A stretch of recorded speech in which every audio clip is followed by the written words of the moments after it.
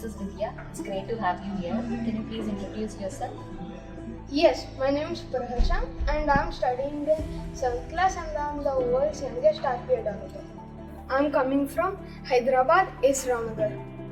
The second project was the easiest project, second use case.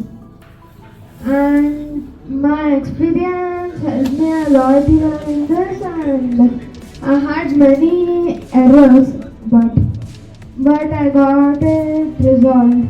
So that's all. Thank you. This is my dad, his name is Praveen. He mostly supports me a lot in multiple things. I learned Python, C, C++, Java, robotics, everything only because of my father. I would like to thank HD Global Infotech.